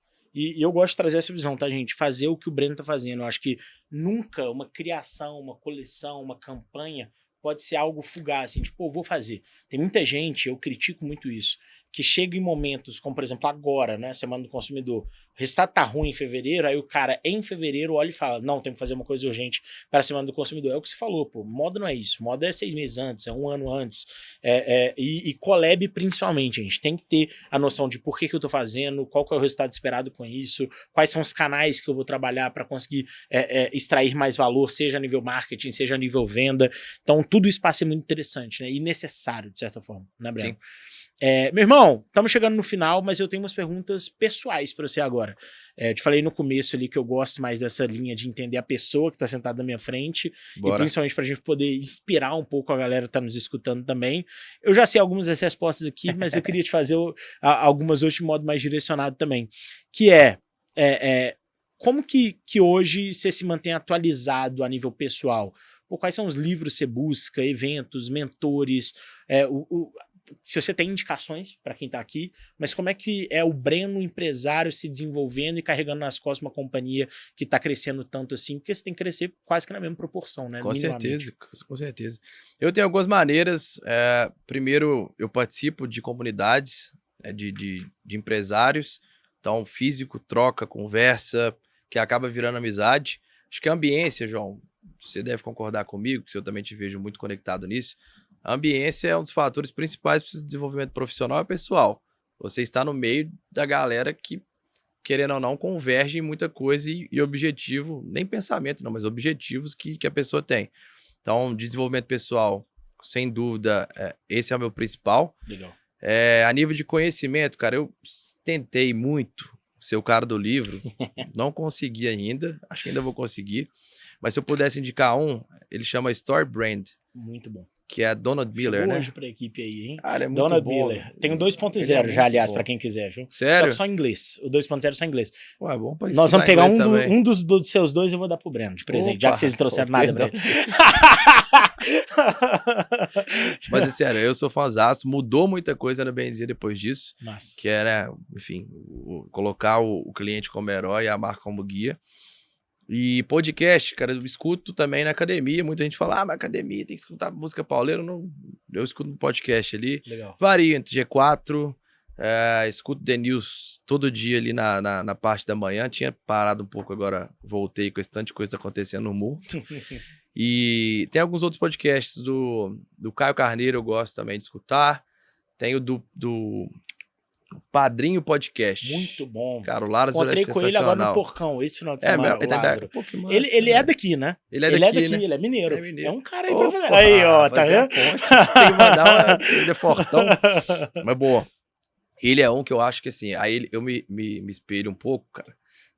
Eu tenho um perfil de gestão de pessoa assim que eu sou mais tranquilão, velho. Assim, é aquele mais apaziguador, talvez. E eu falto um pouco que ele tem. Ele põe pau na máquina. Ele fala, obviamente, está numa posição já de vida, que ele pode se dar ao luxo. Ele tem algumas coisas polêmicas, obviamente, não concordo com tudo, mas ele é um cara que ele fala muito bem. E tem experiências que eu acho que de negócio são muito boas. São poucos no Brasil que tem, aliás. Exatamente. Concordo. O Peitava era a cria do Silvio Santos, né? Que é outro extraordinário. Então eu diria que essas assim, João, de conhecimento que eu foco mais assim. E tenho começado, inclusive, tentar passar mais pro time, sabe? Legal. Pô, chego de um evento, mando um e-mail com um resumo. Interessante. Chego de uma reunião legal, pô, galera, ó, escutei isso. Interessante, você joga num canal, suas reflexões. Pô, que legal. Vou roubar essa ideia. Boa. Interessante. Sim, velho, a gente, querendo ou não, a gente consegue transitar num ambiente ali eu falo, de negócios. Sentar em algumas nosso mesas, time ainda né? no dia a dia não consegue. Então, tô tentando me organizar para ser mais constante isso, sabe? De comunicar. Muito legal. Vou roubar essa ideia, se você me permitir. Ó, depois vocês me contam se ele fez isso mesmo. É o pior que eu tenho público pra cobrar depois. E, meu irmão, as últimas três perguntinhas aqui pra gente poder também finalizar. No seu tempo livre, pô, isso daqui é uma coisa que eu te admiro, tá? Eu vendo, obviamente não tão de perto, mas vendo um pouquinho ali, eu sei que você é um cara que consegue se desligar, consegue ter seus momentos, consegue ir pra natureza e tudo mais. O que são essas coisas que no seu tempo livre te ajudam a desligar do negócio e te ajudam a dar mais aquela sensação que você tá aproveitando o caminho, de certa forma? Legal, que é o meu objetivo, que você falou no começo, desse equilíbrio. Cara, se fosse alguns anos atrás, João, eu tava solteiro, ia mais falar, sentar, tomar um com meus amigos.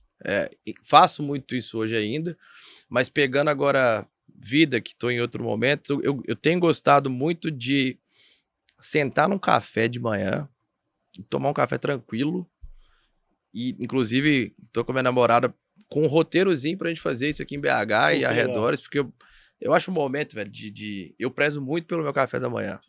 Então, acordo cedo, 6h30 tô na academia, 7h30 tomando meu café, os cachorros lá em casa, às vezes vou lá pra cima, tomo sol. Esse início de dia, pra mim, é muito importante. Porque se eu já acordo, indo pra uma reunião, chega atrasado, reunião pauleira, e, cara, meu dia já é outro. Então, acho que esse início de dia, né, e trazendo a cafeteria pra isso, é uma coisa que eu tenho gostado muito. Viajar, eu acho que se a nossa empresa não roda sem a gente, estamos fazendo uma coisa muito errada.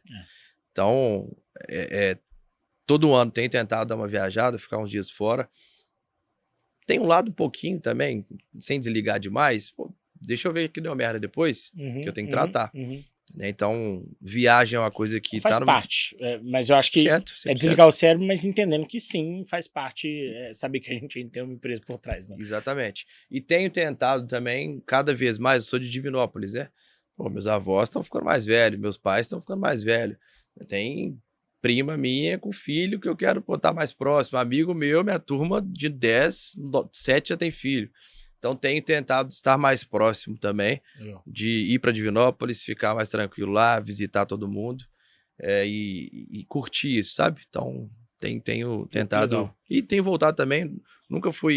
Sempre fui católico, mas nunca fui de ir na igreja. Estou tentando também toda semana dar uma parecida ali. Acho que, independente de religião, para mim tem funcionado. E traria esses 3 pontos aí, João. Pô, que legal. E aí, meu irmão, tem uma pergunta que eu gosto de fazer e que ela normalmente sucede a pergunta final aqui do podcast, que eu faço para todo mundo que entra na companhia, todo mundo que vive de certa forma comigo sabe que eu gosto muito de fazer essa pergunta. Você falou de um livro, tem 2 livros que eu recomendo muito para quem está nos escutando, um que eu daqui a pouco vou tatuar, de tanto que eu falo, né, que é o Comece pelo Porquê, do Simon Sinek. Já leu? Já li. Muito bom. E tem um outro agora também de um Simon, que é o Simon Squibb, que é o What You're Doing.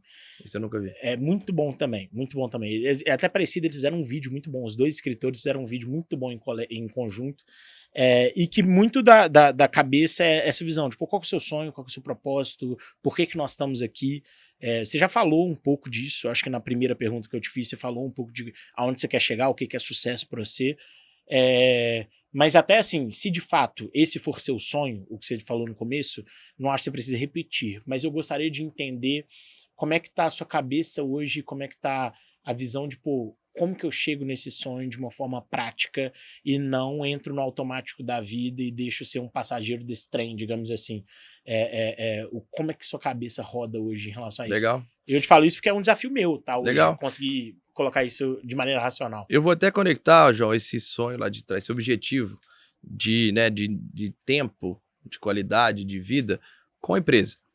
Então, trazendo para o lado de empresa, eu tenho realmente um sonho, que é bem dizer, ela marque, independente do tempo que ela existir, ela marque uma época.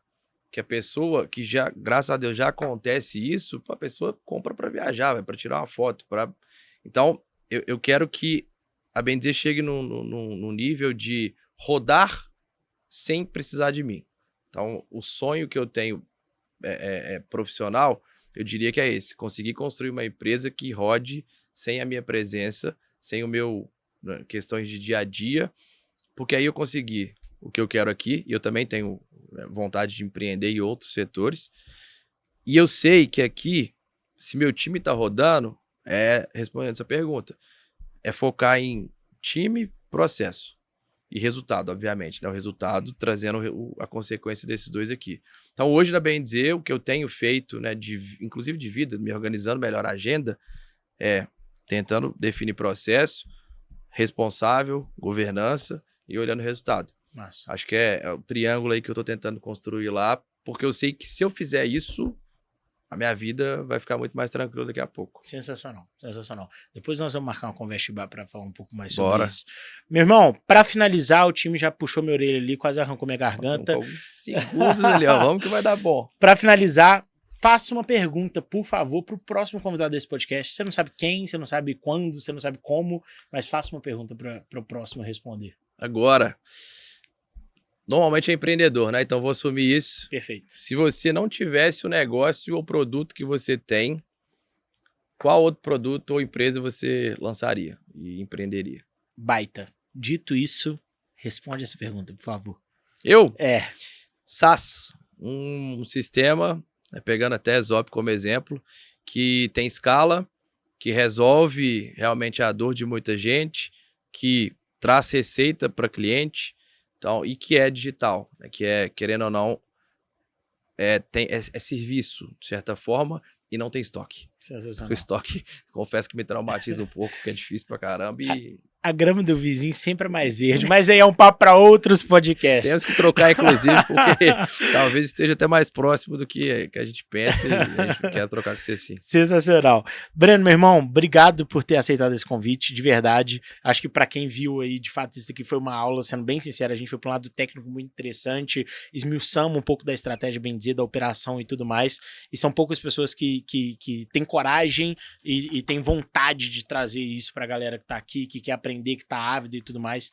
Então, de verdade, obrigado, tá, meu querido? Tamo junto, obrigado pelo convite, acho que é sempre um prazer, né, das antigas, acho que o mínimo que a gente pode fazer e é para tentar muito mais tempo falar para muito. frente também. Tamo É junto. isso. Irmão, Valeu. obrigado. E você que tá aqui, obrigado por nos acompanhar. Daqui a pouco tá saindo outro também, provavelmente já deve até ter saído, tá aqui embaixo na playlist.